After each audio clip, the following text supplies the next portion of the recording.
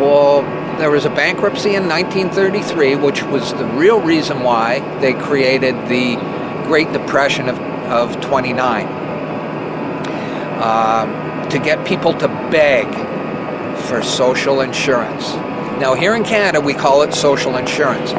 In the United States, they fought revolutionary wars and they fought civil wars, and they understood that security was a better word. It sounded better to the Americans, and so to sell it to the Americans, they called it social security. But they themselves call it social insurance, and that's what it is. Okay, so now having said that, I'll go back to this document, which you can get from the freedompool.org online. And this was a meeting. Okay, this is what House said.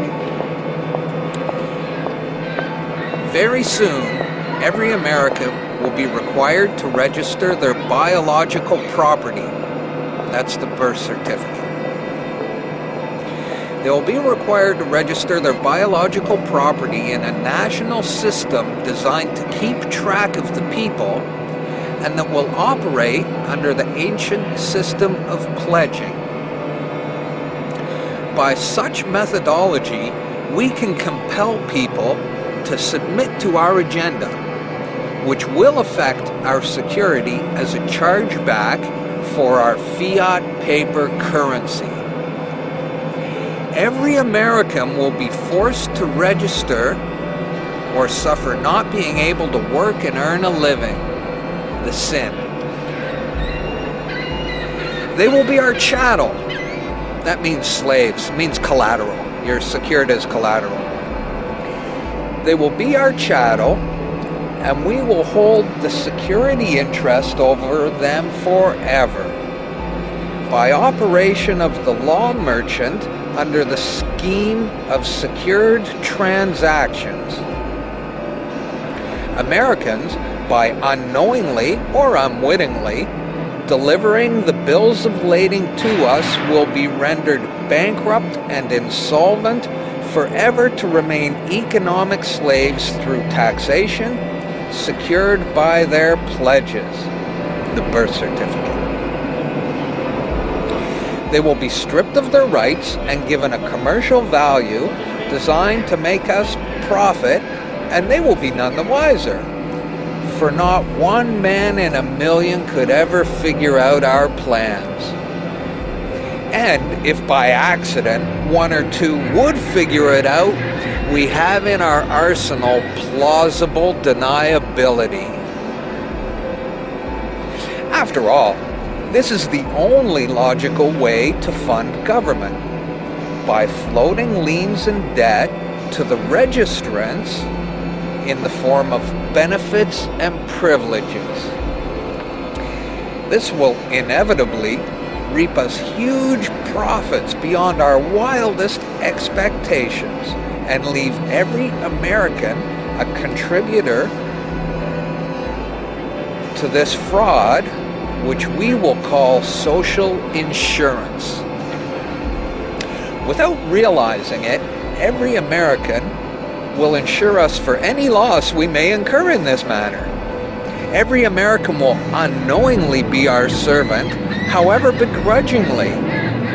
The people will become helpless, and without any hope for their redemption, we will employ the high office of the president of our dummy corporation to foment this plot against America.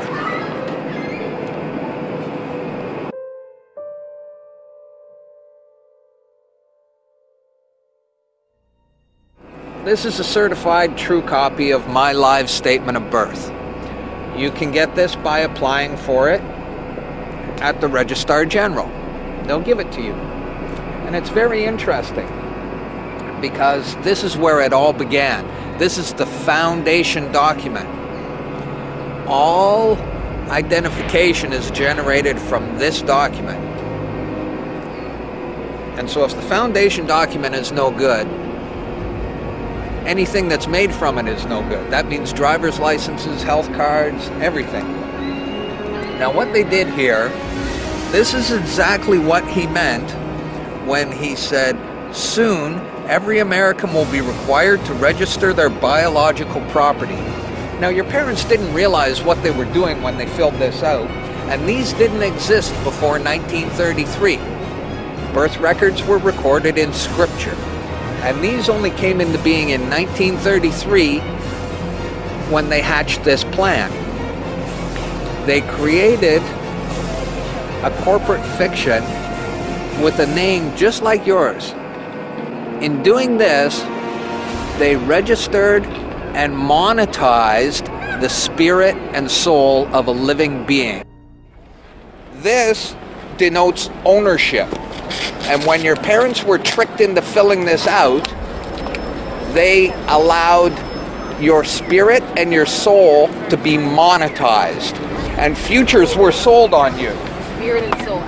Now, this is my birth certificate.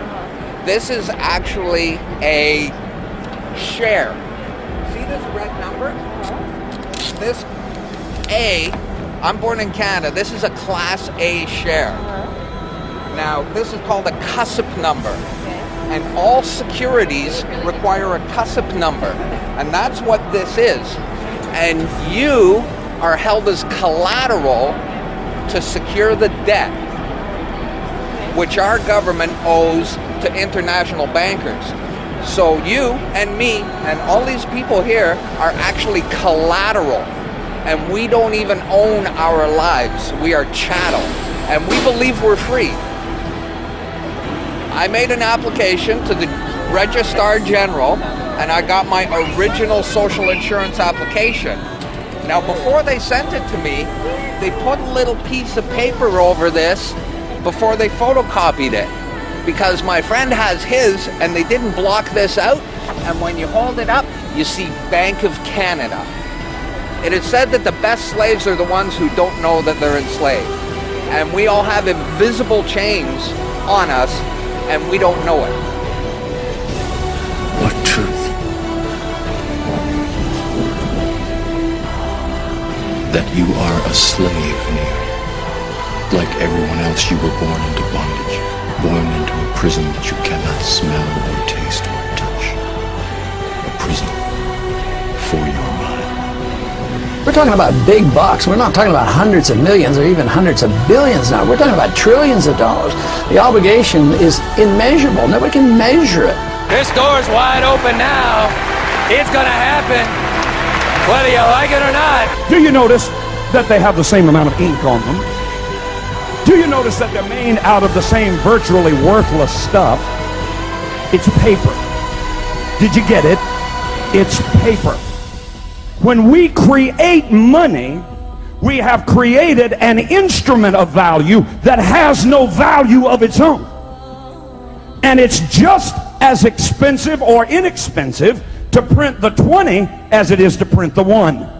In January of 1913, in December of 1913, he signed the Federal Reserve Act, bringing the Federal Reserve System into place in America, and did what Thomas Jefferson said must never happen. He took the control of the money away from the people by taking it away from the Congress and gave it to a group of private individuals who have to pay taxes on the money they loan the government.